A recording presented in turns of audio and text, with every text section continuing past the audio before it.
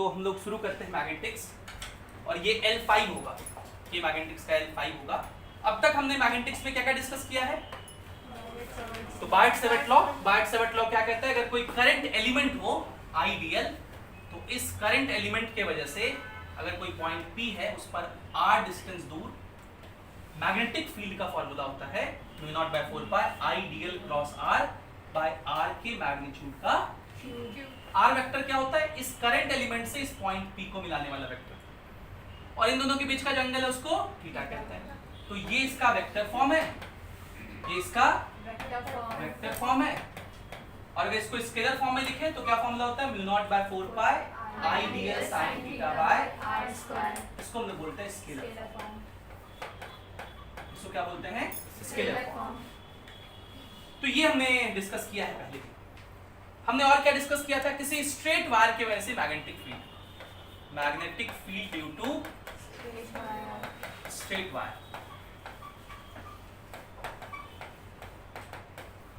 और क्या डिस्कस किया था कि अगर कोई फाइनाइट वायर है तो उसके एक्सियल पॉइंट पे, इसके सीध में कोई पॉइंट होगा तो वहां पे मैग्नेटिक फील्ड 0 होता है। और अगर इसके ब्रॉड ऑन पोजीशन पे, यहां पर इस P पॉइंट पे फील्ड पूछा जाए तो आप इसके दोनों एंड को मिला लीजिए इस तरह से। इस एंगल को θ1 कहते हैं, इस एंगल को θ2।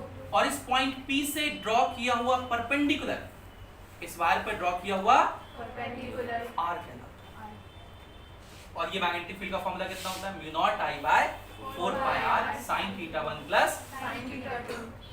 और अगर θ1 θ2 90 डिग्री हो गया तो इस वायर को क्या बोलते हैं? Infinite wire. कहीं कहीं लॉन्ग वायर भी लिखा रहेगा, तो उसका मतलब θ1 θ2 90 हो चुका है। और अगर sin 90 प्लस sin 90 1 + 1 कितना हो जाएगा? 2। तो मैग्नेटिक फील्ड कितना होता है इनफाइनाइट वायर की वजह से? μ0I/2πr। अब यहाँ डायरेक्शन ध्यान रखना है। करंट अगर इधर ले गए तो थंब हम लोग इधर ले जाते हैं, राइट हैंड रूल में करंट की तरफ थंब ले जाते हैं, जिधर वो पॉइंट है उधर की तरफ अपना चारों पाम ले जाते हैं। और ये कर्ल देखिए, हमेशा ये थंब, ये चारों पाम और ये कर्ल परपेंडिकुलर है, तो थंब ले गए, पाम इस पॉइंट की तरफ और ये कर्ल अंदर की तरफ है, इसको बोलते हैं क्रॉस। इसको क्या बोलते हैं? क्रॉस। तो मैग्नेटिक फील्ड किसमें है? क्रॉस में। अगर इधर के पॉइंट पे पूछेंगे तो किधर आएगा? डॉट पे। तो इधर के पॉइंट पे मैग्नेटिक फील्ड डॉट में होगा और इधर के पॉइंट पे क्रॉस। इस चीज को अगर हम लोग एक बार और दिखाना चाहें तो ऐसे दिखा सकते हैं कि अगर कोई स्ट्रेट करंट कैरिंग वायर है इस तरह से, इसमें करंट ऐसे फ्लो कर रहा है, तो इसकी वजह से जो मैग्नेटिक फील्ड लाइंस होगा, अगर ये स्ट्रेट करंट कैरिंग वायर है, करंट इसमें ऐसे फ्लो कर रहा है, तो मैग्नेटिक फील्ड लाइंस इसके अराउंड ऐसे घूमेगा सर्कुलर लूप में। कैसे घूमेगा? सर्कुलर लूप में। तो ये देखिए, ये मैंने क्या दिखाया है? मैग्नेटिक फील्ड लाइंस कैसे होते हैं। अब अगर यहाँ पे आपसे मैग्नेटिक फील्ड पूछे तो आप कहेंगे इधर की तरफ, टेंजेंशियल। यहाँ पूछेंगे तो अंदर की तरफ। भाई ये अगर करंट कैरिंग वायर है और मैग्नेटिक फील्ड लाइंस ऐसे घूम रहा है, तो इस पॉइंट पे मैग्नेटिक फील्ड किधर होगा? इधर, टेंजेंशियल। इस पॉइंट पे इधर, इस पॉइंट पे इधर, इस पॉइंट पे इधर है। तो ये मैग्नेटिक फील्ड लाइंस होगी। इसी डायग्राम को, ये जो ऐसे घूम रहा है, आप इसको ऐसे समझ सकते हैं, ये मैग्नेटिक फील्ड लाइंस है और ये करंट कैरिंग कंडक्टर है। इसी डायग्राम को मैं ऐसे भी दिखा सकता हूँ। देखिए, इसी डायग्राम को ऐसे भी दिखाया जा सकता है, करंट को डॉट से और मैग्नेटिक फील्ड लाइंस इस तरह से।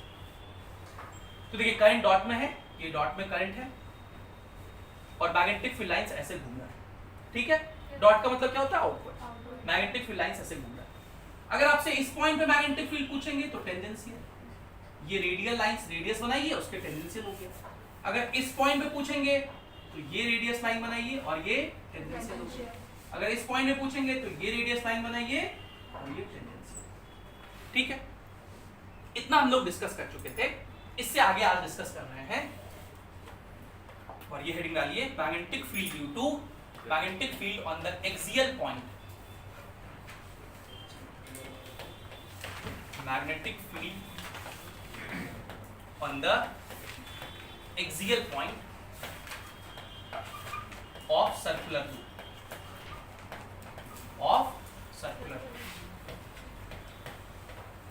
तो सर्कुलर लूप के एक्सियल पॉइंट पर मैग्नेटिक फील्ड कितना होता है, ये हम लोग को जानना है। और इसका जो डेरिवेशन है, ये बहुत इंपॉर्टेंट डेरिवेशन है हमारे स्कूल के लिए, वेरी इंपॉर्टेंट फॉर स्कूल। ठीक है, जो पीछे हम लोग टॉपिक्स पढ़े उनका डेरिवेशन भी हम लोग किए थे, हम लोग स्ट्रेट वायर का भी डेरिवेशन किए थे, लेकिन वो डेरिवेशन हमारे स्कूल एग्जाम के लिए इंपॉर्टेंट नहीं था, वो स्कूल में है भी नहीं। तो अगर कभी इनफाइनाइट वायर का आ जाए तो वो उस तरह कर मत देना, उसका हम बताएंगे आगे चल के एम्पियर सर्किटल लॉ से करना है, वो वाला डेरिवेशन स्कूल में नहीं, ये वाला है और इसको याद रखना है अच्छे से, बहुत आसान सा है, समझिएगा ध्यान से।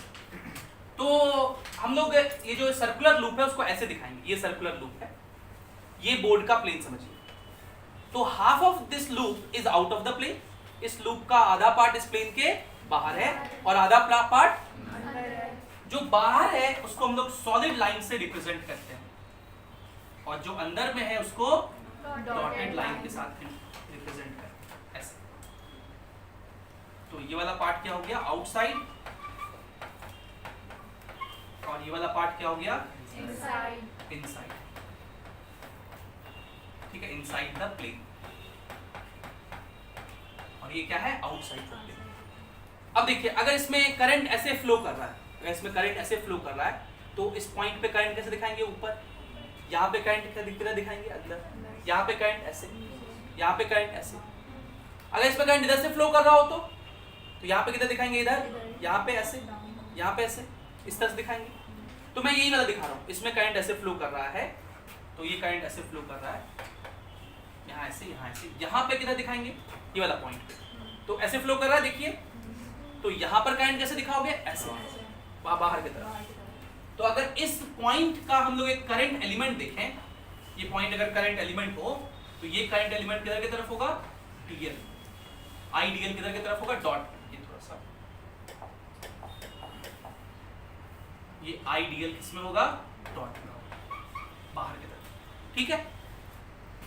हम लोग को ये एक्सियल लाइन है, ये क्या है, एक्सियल लाइन है।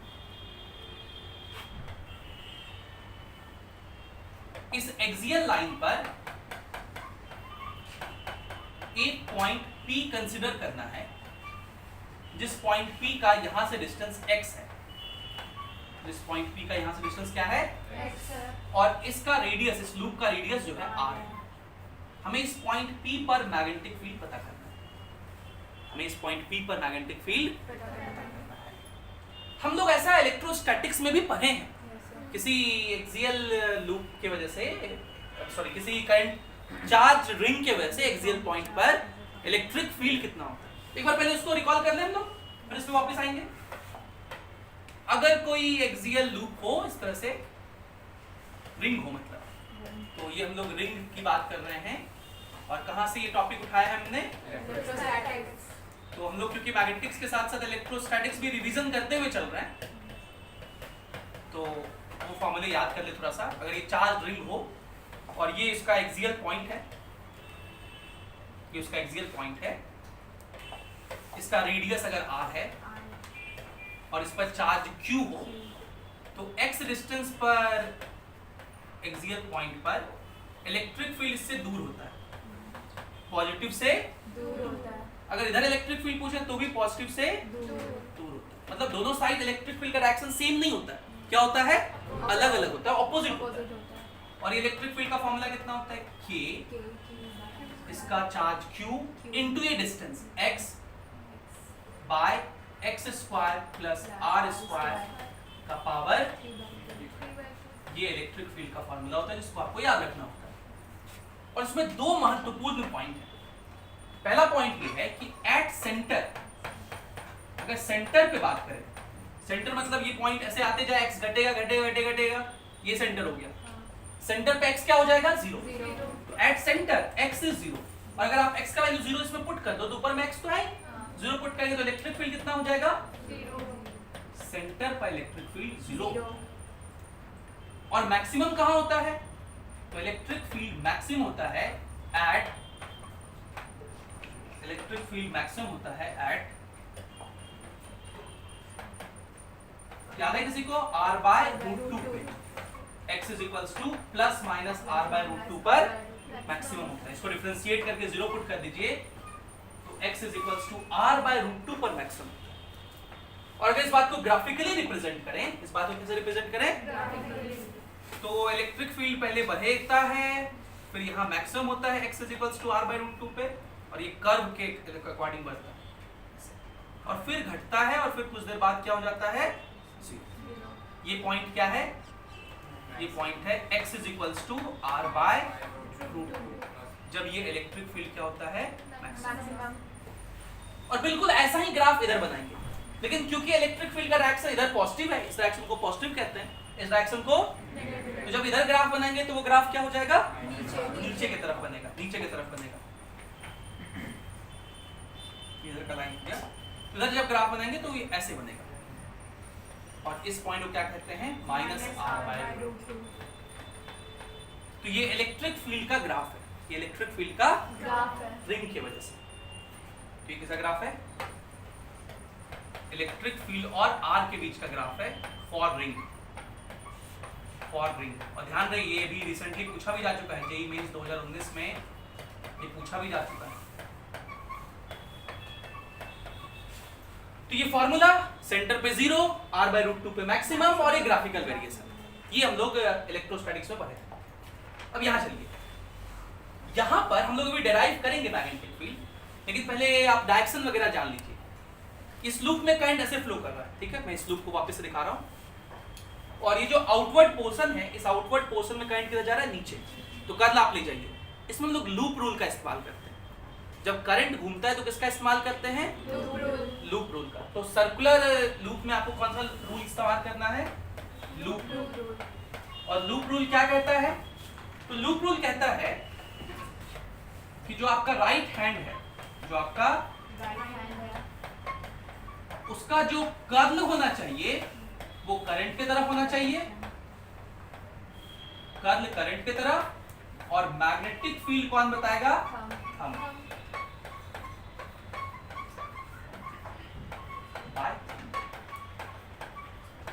उल्टा बिल्कुल, स्ट्रेट वायर में क्या था, राइट हैंड रूल क्या था कि थंब ले जाते थे करंट की तरफ, कर्ल बताता था मैग्नेटिक फील्ड। लूप रूल में उल्टा है, करंट की तरफ क्या ले जाना है, कर्ल, थंब क्या बताएगा, मैग्नेटिक फील्ड। तो इस लूप को अगर देखिए तो इस आउटवर्ड पोर्शन में करंट नीचे जा रहा है, करंट नीचे जा रहा है, तो अगर नीचे ले गए करंट तो थंब किधर आया, इधर, थंब किधर आया, मतलब सब जगह मैग्नेटिक फील्ड इधर की तरफ होगा, इधर, यहाँ पे इधर, यहाँ पे भी पूछेंगे तो इधर ही होगा। एक्सियल पॉइंट पे सब जगह मैग्नेटिक फील्ड का डायरेक्शन एक ही होगा। क्यों ऐसा होता है, क्योंकि क्या होगा, magnetic field lines closed loop, तो करंट अगर इसमें ऐसे घूम रहा है तो कर्ल ऐसे घुमाए, थंब इधर आया, तो इस पॉइंट पे मैग्नेटिक फील्ड इधर की तरफ होगा। तो ये मैग्नेटिक फील्ड लाइंस ऐसे निकलेंगे और ऐसे घूम करके वापस से यहाँ पे ऐसे इन करेंगे। देखिए यहाँ भी डायरेक्शन क्या हो गया, इधर ही हो गया, और यहाँ भी सेम ही हो गया। तो पहला फर्क जो है इलेक्ट्रिक फील्ड से है वो ये है कि फील्ड का दोनों साइड डायरेक्शन सेम होगा, फील्ड का दोनों साइड डायरेक्शन सेम होगा। हम लोग इसका फॉर्मूला डिराइव करेंगे अभी, लेकिन ये फॉर्मूला कितना होता है पहले अभी याद करना है। ये B का फॉर्मूला होता है एक्सियल पॉइंट पर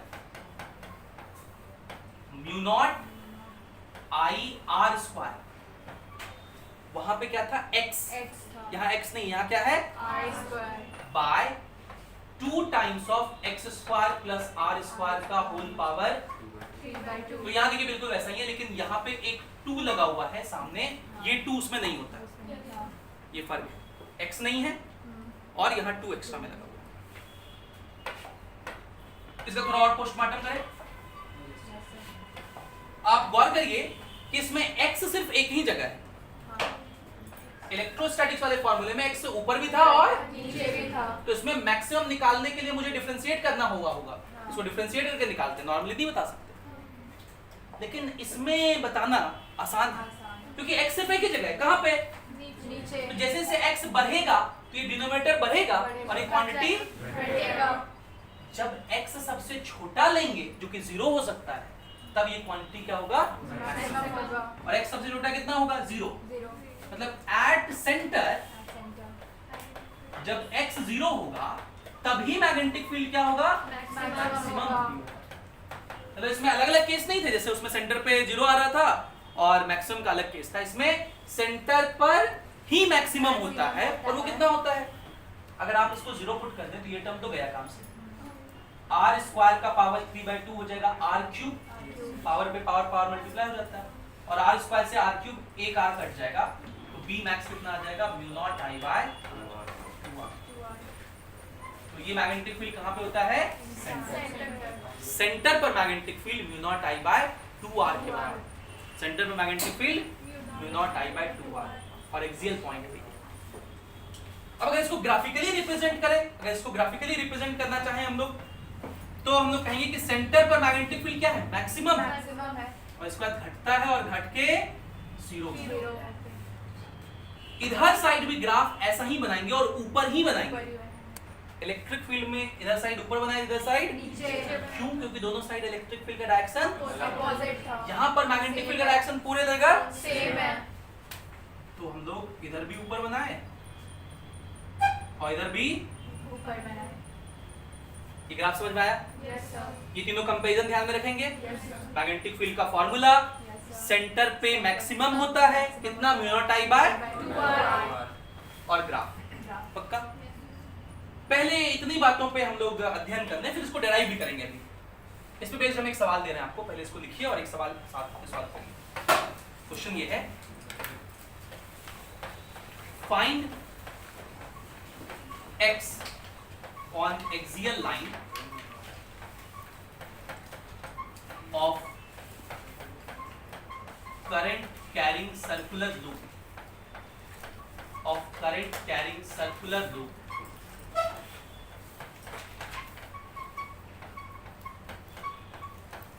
where magnetic field is 1/8 of maximum magnetic field।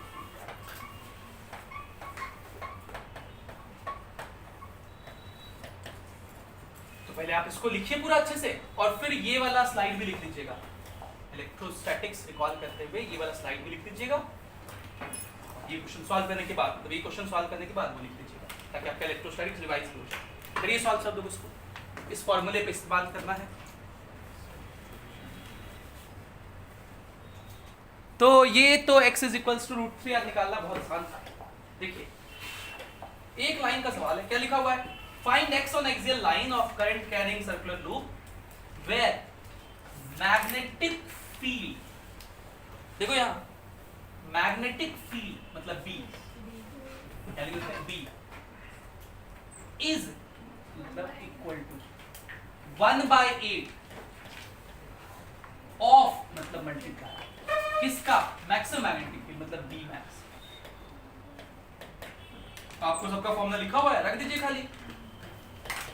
B का फॉर्मूला देखिए भी बताए, magnetic field on axial point कितना होता है, mu naught I R square by 2 times of x square plus R square का होल पावर 3/2, और ये कितने के बराबर है, 1/8 into B max. B max कितना बताया, म्यू नॉट आई बाय।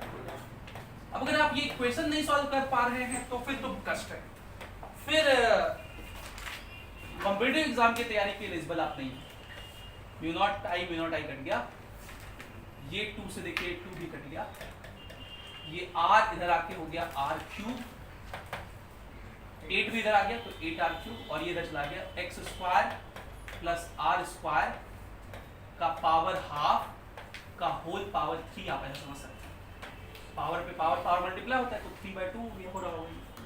और आप इस 8r क्यूब को 2r का होल क्यूब समझ सकते हैं, 2 का क्यूब 8, r का cube is equals to x square plus r square का अंडर रूट, ये लिखा हुआ है under root whole power 3। Power half का मतलब होता है अंडर रूट, पावर 3 कट गया तो क्या बचा, 2r is equals to under root x square plus r square, और वो अंडर रूट इधर आके स्क्वायर। ये स्टेप कैसे लिखे समझ में आया ना? yes, और 2r का स्क्वायर कितना हो गया, 4r स्क्वायर, ये प्लस r स्क्वायर इधर आ गया is equals to x square, तो 3r square is equals to x square, तो x का वैल्यू हो गया अंडर रूट 3r। ये आंसर हो गया, प्लस माइनस मतलब इधर भी हो सकता है इधर भी हो सकता है। ठीक है, ये फॉर्मूला याद हुआ सब लोगों को? yes, इतनी बातें क्लियर है? अब हम लोग ये तो इलेक्ट्रोस्टैटिक्स वाला कर लिए, इस फॉर्मूले का डेरिवेशन समझते हैं। इस फॉर्मूले का डेरिवेशन समझते हैं।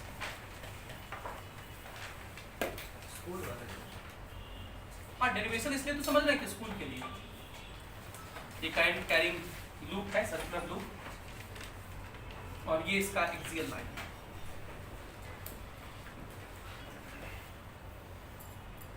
ये इसका एक्सियल लाइन। अगर हम लोग कोई करंट एलिमेंट यहाँ कंसीडर करें, देखिए इसमें करंट ऐसे फ्लो हो रहा है, करंट इस वाले पार्ट में नीचे जा रहा है, इस वाले पार्ट में, आउटसाइड पार्ट में किधर जा रहा है, तो यहाँ पे अगर कोई करंट एलिमेंट कंसीडर करेंगे तो वो इधर की तरफ होगा, ऐसे नीचे जा रहा है। तो यहाँ अगर कोई करंट एलिमेंट कंसीडर करें तो ये डॉट में होगा, और ये हो गया आइडियल। कितना हो गया?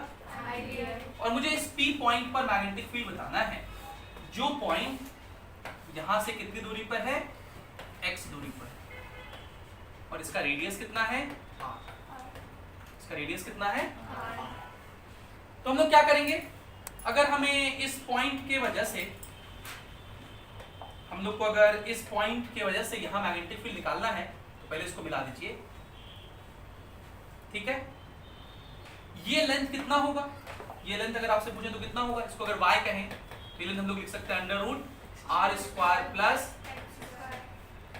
और इसकी वजह से यहाँ मैग्नेटिक फील्ड देखिए, करंट कैरिंग एलिमेंट की वजह से मैग्नेटिक फील्ड कैसे निकालते हैं, थंब ले जाइए करंट कैरिंग एलिमेंट की तरफ, देखिए थंब लेके चलेगा, राइट हैंड का चारों पाम आपका उस लाइन के सीध में होना चाहिए, इस लाइन के सीध में जिधर आपको निकालना है। तो आपको कर्ल किधर आ रहा है, देखो इधर ऐसे आ रहा है ना, मतलब इस पॉइंट पर मैग्नेटिक फील्ड ऐसे होगा, इस लाइन के परपेंडिकुलर, ठीक है। थंब लेके करंट एलिमेंट की तरफ, चारों पाम इस पॉइंट की तरफ, ये ऐसे, ठीक है। यही चीज मैंने आपको यहां दिखाया था पहले इस स्लाइड में,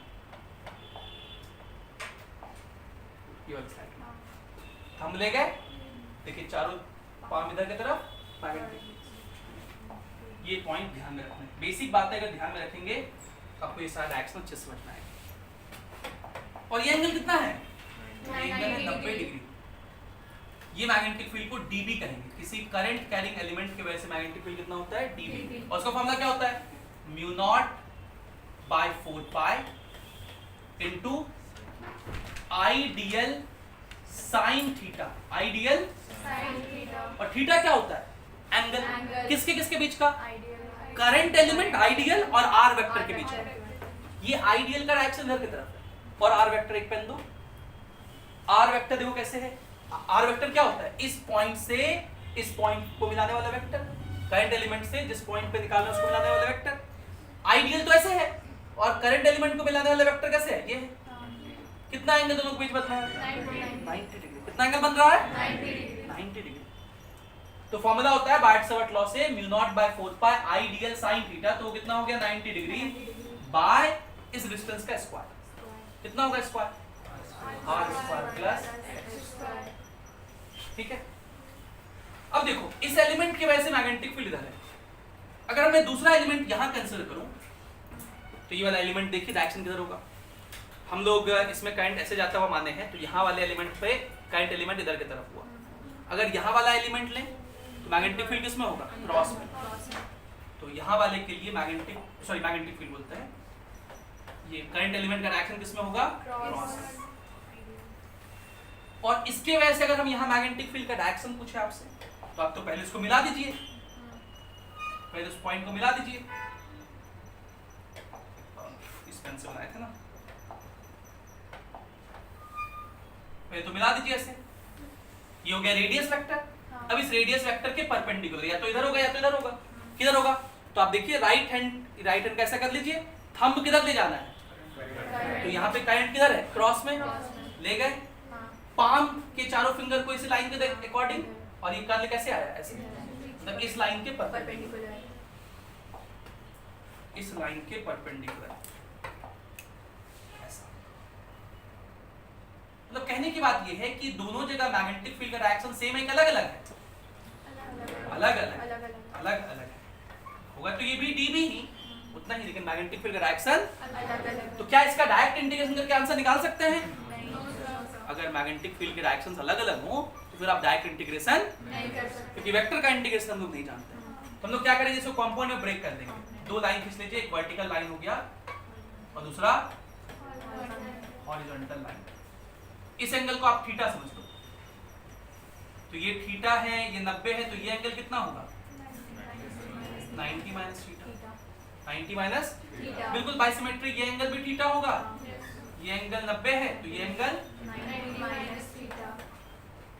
अब जरा कंपाउंड देखिए, जरा कंपाउंड देखिए, इस db का इधर की तरफ कंपाउंड कितना होगा db sin थीटा, और इधर की तरफ इस तरह इस db का भी इधर की तरफ और इधर की तरफ, मतलब देखिए मैग्नेटिक फील्ड क्या क्या होंगे, इधर की तरफ हो गया db sin थीटा, ठीक है, 2 के वजह से लिखे हैं, तो अगर आप 2 db sin थीटा लिखा है तो वो भी लिख सकते हो, लेकिन फिर आपको याद रखना होगा कि 2 एलिमेंट का वो मैग्नेटिक फील्ड है, कितने एलिमेंट का है 2 एलिमेंट का, और अगर आप सिर्फ एक ही लिख रहे हैं तो एक एलिमेंट का है, और ये क्या है और ये भी क्या है, db cos थीटा। तो आप देख रहे होंगे कि ये दोनों क्या कर देता है एक दूसरे को, तो यहाँ पे एक ही बचा db sin थीटा। अब बताओ आप 2 एलिमेंट के साथ इंटीग्रेशन करना चाहते हो कि एक एलिमेंट के साथ, अभी हम लोग एक एलिमेंट के लिए कर लेते हैं, फिर 2 के लिए भी समझ लेंगे। अभी हम ये जो db sin थीटा क्यों लिखे, क्योंकि हम लोग सिर्फ एक एलिमेंट का मैग्नेटिक फील्ड लिख रहे हैं, तो इसको हम लोग बोलेंगे dbx, ये क्या हो गया, और इसको इंटीग्रेट कर देंगे तो मैग्नेटिक फील्ड निकल जाएगा। तो बताओ dbx का फॉर्मूला क्या बना हम लोग का, db sin थीटा, और db देखो यहाँ निकाल लेते हैं, ये sin 90 होता है, तो db का वैल्यू कितना हो गया म्यू नॉट आई dl बाय 4 पाई r square plus x square, ये तो db का वैल्यू हुआ, और sin थीटा को sin थीटा लिखेंगे, और हमें इसको इंटीग्रेट करना है, हमें इसको, तो ये dbx का इंटीग्रेशन क्या हो गया bx is equals mu not constant बाहर, current constant, 4 pi constant, r constant और x भी कांस्टेंट, इस गिवन डिस्टेंस पे निकालना है, तो x तो नो होना चाहिए, तो r भी कांस्टेंट और इंटरेस्टिंगली थीटा भी कांस्टेंट,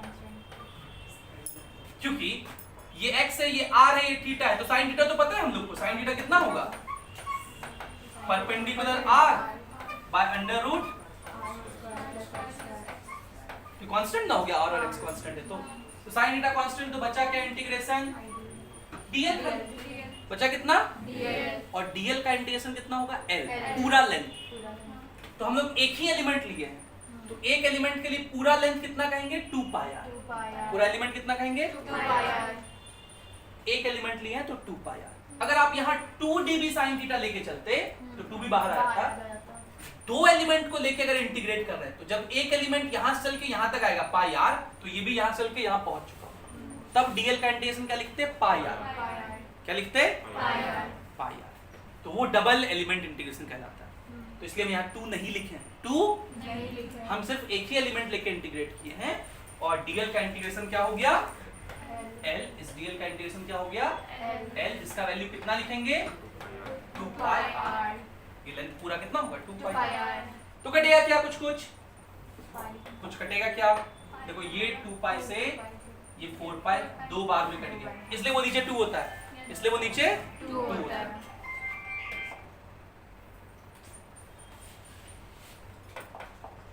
ऑन या साइलेंट में रखो, ये देखिए bx कितना होगा, ये हो गया म्यू नॉट आई, यहाँ एक r बचा रह गया, तो mu naught I r by 2 times of r square plus x square into sin theta, और sin थीटा कितना लिखा हुआ है r by r square plus x square का अंडर रूट का मतलब पावर हाफ, और यहाँ पावर कुछ नहीं तो 1 है, एक लाइन बस, therefore bx is equals to, ये हो गया mu naught I r square, mu naught I by 2 times of, फिर देखिए बेस सेम है तो पावर ऐड हो जाएगा, 1 प्लस 1/2 कितना हो जाएगा r square plus x square का पावर 3/2, ये हो गया मैग्नेटिक फील्ड,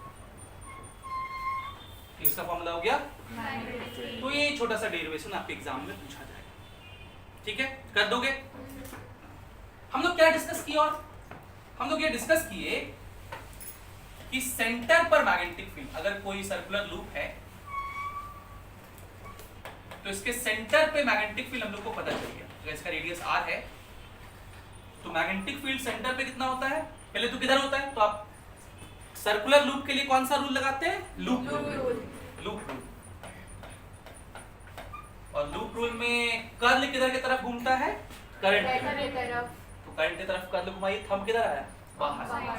तो यहाँ पर मैग्नेटिक फील्ड डॉट में होगा, यहाँ पर मैग्नेटिक फील्ड डॉट में होगा। और इस मैग्नेटिक फील्ड का फॉर्मूला होगा, अभी हम लोग डिराइव किए, सेंटर पे कितना होता है, mu not I by 2R। अच्छा लूप में ना कभी कभी नंबर ऑफ टर्न्स भी दिए रहेंगे, कभी कभी नंबर ऑफ टर्न्स। तो अगर n नंबर ऑफ टर्न्स है तो n टाइम्स मल्टीप्लाई हो जाएगा। इफ n क्या है, टोटल नंबर ऑफ टर्न्स है, कैपिटल N से लिखते हैं टोटल नंबर ऑफ टर्न्स, तब मैग्नेटिक फील्ड कितना हो जाएगा, mu naught Ni by 2R, mu naught Ni by 2R। अगर ये सर्कुलर लूप, ये तो सर्कुलर लूप हो गया, अगर ये सर्कुलर लूप आधा हो जाए, हाफ हो जाए, कितना हो जाए, हाफ हो जाए, हाफ हो जाए, ऐसे ही करंट फ्लो कर, इसको बोलेंगे सेमी सर्कल। क्या बोलेंगे, सेमी सर्कल। तो मैग्नेटिक फील्ड भी आधा हो जाएगा, ये R है, मैग्नेटिक फील्ड किधर होगा, सेंटर पे, तो कर्ल ऐसे घुमाइए, थंब किधर आया, बाहर में, तो यहाँ पर मैग्नेटिक फील्ड किसमें होगा, डॉट में होगा, और कितना होगा, mu naught I by 4R, mu naught I by 4R। और डॉट के लिए हम लोग डायरेक्शन क्या समझ सकते हैं, k कैप, आप k कैप भी लिख सकते हो। इसी तरह अगर क्वार्टर सर्कल हुआ, ऐसा क्वाड्रेंट जिसको आप कहते हैं, सर्कल का 1/4 भाग है, ये मान लीजिए करंट ऐसे फ्लो कर रहा है, इसका रेडियस ये r, तो क्वार्टर सर्कल मतलब यहाँ पे कितना एंगल बनाएगा, 90 डिग्री। तो इसके वजह से अगर मैग्नेटिक फील्ड लिखना है तो बिल्कुल वैसे ही चलेंगे, इसके वजह से मैग्नेटिक फील्ड लिखिए, कर्ल घुमाइए, ऐसे थंब किधर आया, बाहर, मतलब डॉट में होगा यहाँ मैग्नेटिक फील्ड, और कितना होगा, इसका भी ये आधा है, तो इसका भी आधा कर दीजिए, कितना हो जाएगा, I by 8R। Mu naught I by 8R। तो इस तरह से आप किसी भी सर्कुलर सेगमेंट के सेंटर के पर मैग्नेटिक फील्ड बहुत आसानी से लिख सकते हैं। हम लोग एक जनरल फार्मूला लिख लेते हैं। जनरल फार्मूला कहता है कि अगर कोई भी एक आर्क हो, कोई भी एक आर्क हो जो सेंटर पर थीटा एंगल बना रहा है, सेंटर पे कितना एंगल बना रहा है, थीटा एंगल। ऐसे मान लीजिए करंट घूम रहा है, तो कर्ल घुमाइए, ऐसे कर्ल घुमाए, थंब किधर आया, अंदर में, तो यहाँ मैग्नेटिक फील्ड क्रॉस में होगा, यहाँ मैग्नेटिक फील्ड क्रॉस में होगा, और ये मैग्नेटिक फील्ड कितना होगा, तो यूनिटरी मेथड का इस्तेमाल करेंगे हम लोग। कहीं अगर एंगल 2 पाई r था, अगर एंगल 2 पाई r था, तो मैग्नेटिक फील्ड, सॉरी एंगल 2 पाई r नहीं, एंगल 360 डिग्री 360 डिग्री था। अगर एंगल 360 डिग्री था, तो यूनिटरी मेथड का इस्तेमाल कर रहे हैं। For 360 degree the magnetic field was mu naught I by 2R, for 1 degree mu naught I by 2R into 360 degree, so for theta degree mu naught I theta by 2R into, यही लिखना है, mu naught I by 2R into theta by, लेकिन ये ध्यान रखना theta किसमें लिखा हुआ है, डिग्री। थीटा किसमें लिखा हुआ है, कभी कभी क्वेश्चन में थीटा रेडियन में दिया रहेगा या फॉर्मूला रेडियन में पूछेगा, तो अगर इसको रेडियन में लिखना हो आपको तो क्या लिखेंगे, b equals to mu not I by 2R into theta by 2 पाई। यहाँ पे थीटा किसमें होना चाहिए, थीटा किसमें होना चाहिए, रेडियन में। तो किसी भी circular loop, half loop, corner loop, किसी के लिए भी लिख सकते हैं। अब इससे कुछ सवाल भी पूछे जा सकते हैं हमसे, इससे कुछ सवाल भी बनाया जा सकता है। जैसे ये पूछ देगा कि देखिए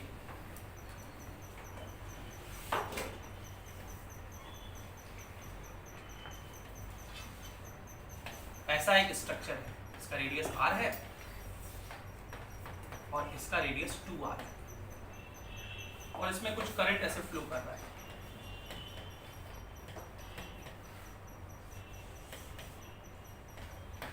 ठीक है, और इस पॉइंट P पर आपको मैग्नेटिक फील्ड बताना है।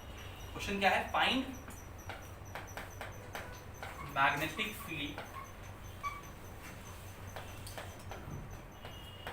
Find magnetic field at point P, at point P। P पर आपको मैग्नेटिक फील्ड बताना है। बताते हैं, देखिए P पर मैग्नेटिक फील्ड तो हम लोग आसानी से बता सकते हैं।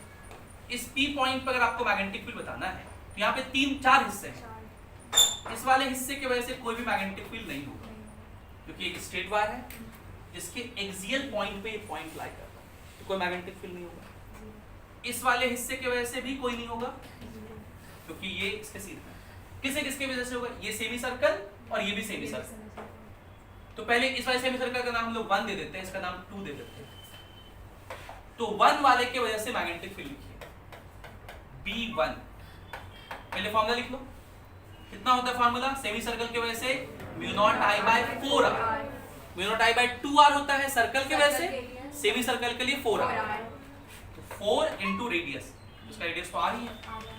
और B2 कितना होगा? μ0I/4 टाइम्स ऑफ रेडियस, तो रेडियस का 2r। ठीक है, अब डायरेक्शन चलिए। पहले वाले की वजह से देखिए कर्ल ऐसे घूमेगा, थंब किधर आया? बाहर, बाहर को डॉट में लिखते हैं या के कैप, ठीक है। और इसकी वजह से देखिए कर्ल ऐसे घूमेगा, थंब किधर आएगा? अंदर, क्रॉस माइनस के।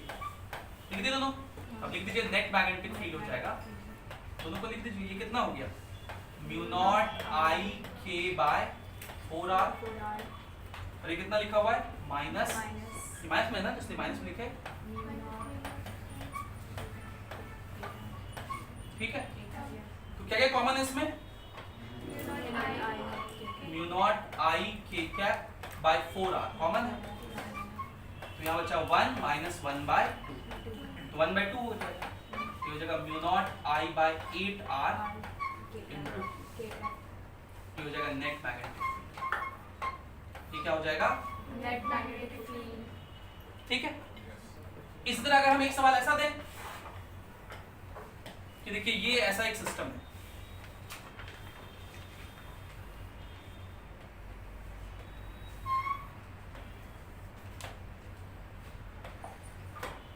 ये पॉइंट P है, इसका रेडियस r है और इस वाले का रेडियस 3r है, और इस पे करंट कुछ ऐसे फ्लो कर रहा है।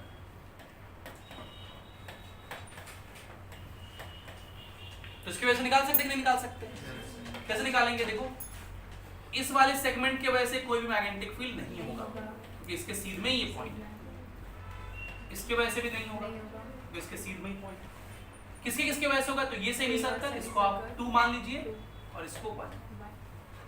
ठीक है, सवाल वही है, फाइंड मैग्नेटिक फील्ड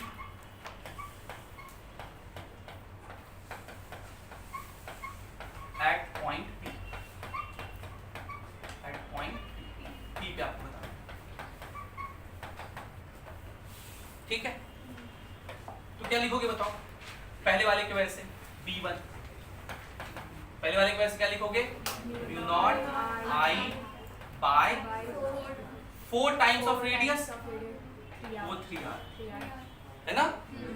और B2 सेकंड की वजह से कितना लिखोगे? इसके वजह से μ0I/4 टाइम्स ऑफ इसका रेडियस r। अब डायरेक्शन चलिए B1, इसका डायरेक्शन तो ऐसे कर लो, घुमाए, थंब किधर आया? तो क्या लिखोगे? ठीक है। और इसके वजह से ये भी कर्ल घुमाएंगे तो अंदर ही आ जाएगा। देखो ऐसे कर्ल घूमेगा ना, बताओ, थंब अंदर ही तो माइनस के। तो लिखिए नेट मैग्नेटिक फील्ड क्या लिखेंगे? ये हो गया μ0I-k/12r, और यहाँ ही μ0I-k है, तो डायरेक्ट लिख देते हैं μ0I-k कॉमन। यहाँ 12r था, यहाँ 4r था, तो 4r भी कॉमन। यहाँ क्या बचेगा? 1/3 और यहाँ प्लस 4/3, 4 कट जाएगा, तो minus μ0I/3r into k, minus μ0I/3r into k। ये नेट मैग्नेटिक फील्ड का फॉर्मूला हो जाएगा। ठीक है, तो इस तरह से मैग्नेटिक फील्ड निकाल जाते हैं। इसको नोट करिए जरा, यहाँ से नोट करना था ना आपको। इसको नोट करिए।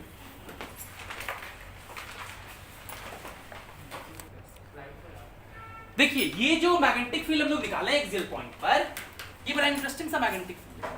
ये मैग्नेटिक फील्ड बड़ा इंटरेस्टिंग सा मैग्नेटिक फील्ड है। कैसे? तो इसको जरा हम लोग देखें, समझने का प्रयास करें। तो जो करंट कैरिंग लूप होता है वो मैग्नेटिक्स में डाइपोल जैसा बिहेव करता है। किस जैसा बिहेव करता है? ये हम लोग पहले भी चर्चा कर चुके हैं बहुत बार, कैल्वेनोमीटर में किए हैं, उसके बाद मैग्नेटिक मटेरियल वाले चैप्टर में भी किए हैं।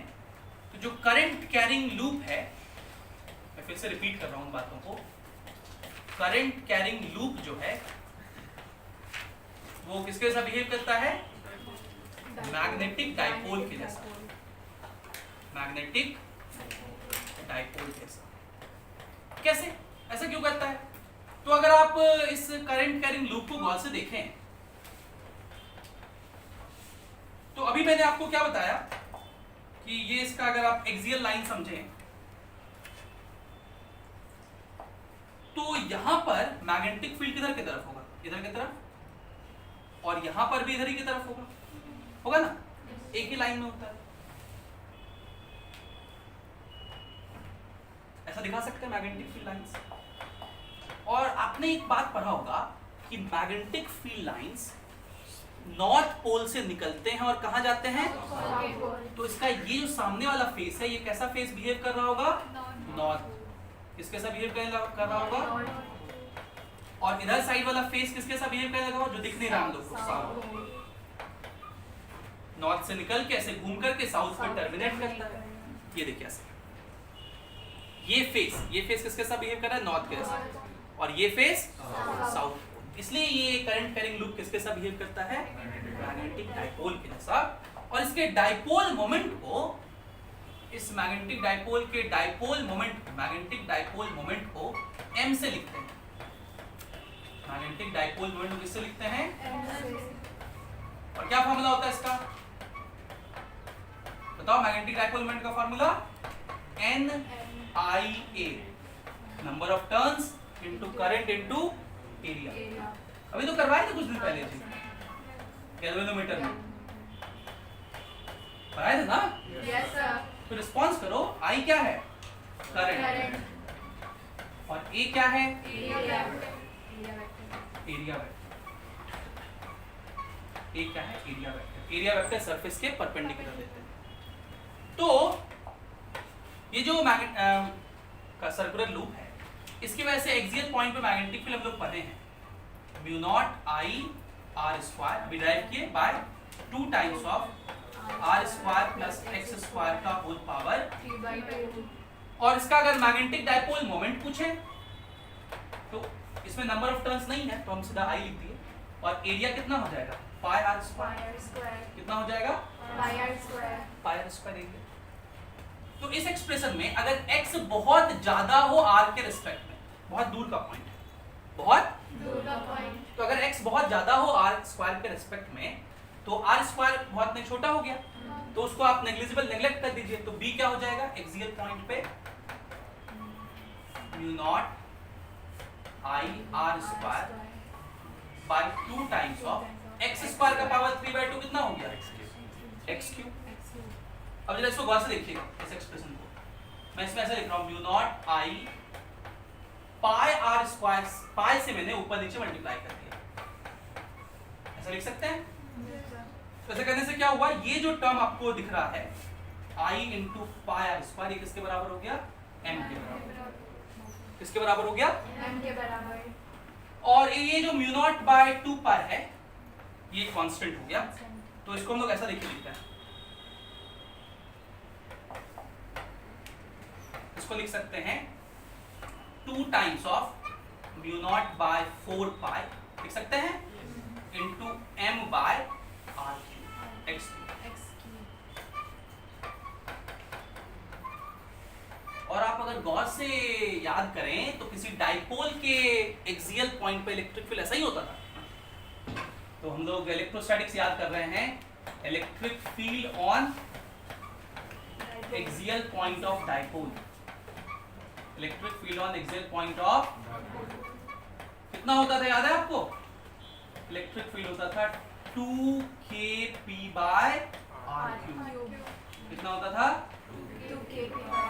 देखिए बिल्कुल ऐसे लिखा हुआ है 2 और ये कांस्टेंट यहाँ पे μ0/4π होता है, वहाँ पे 1/4π एप्सिलॉन होता है, यहाँ पे μ0/4π, p के जगह m/r के जगह x, है ना? ये फॉर्मूला बड़ा इंटरेस्टिंग सा है, कभी-कभी आपसे पूछा जा सकता है कि proof that a current carrying loop behaves as, मैं लिख देता हूँ, बिहेव्स एज मैग्नेटिक डाइपोल। ये इसका प्रूफ, ये इसका क्या है? प्रूफ है। और वो सारी बातें, अगर ये मैग्नेटिक डाइपोल हो गया तो वो सारी बातें लागू होगी। मैग्नेटिक डाइपोल को एक्सटर्नल मैग्नेटिक फील्ड में रख दें, इन एक्सटर्नल मैग्नेटिक फील्ड तो टॉर्क लगेगा, लगता है ना? Yes sir. तो टॉर्क लगता है, टॉर्क का फॉर्मूला क्या हो जाएगा? m cross b, m cross B। और m का वैल्यू NiA लिख दोगे तो NiA भी हो जाएगा, और इसमें पोटेंशियल एनर्जी भी स्टोर होता है -m.b। बिल्कुल ऐसा ही इलेक्ट्रोस्टैटिक्स में पढ़े थे, वहां था p क्रॉस e और -p.e। फिर ये भी थे कि कब इक्विलिब्रियम होता है, जब दोनों सेम डायरेक्शन में हो, मतलब मैग्नेटिक डाइपोल मोमेंट और मैग्नेटिक फील्ड सेम डायरेक्शन में हो तो स्टेबल इक्विलिब्रियम होता है, अपोजिट में हो तो अनस्टेबल इक्विलिब्रियम। ये सारी बातें हम लोग को डिस्कस की। आज की क्लास में हम लोग यहीं तक रखते हैं, इससे आगे हम लोग अगली कक्षा में चर्चा करेंगे। Thank you, have a nice day.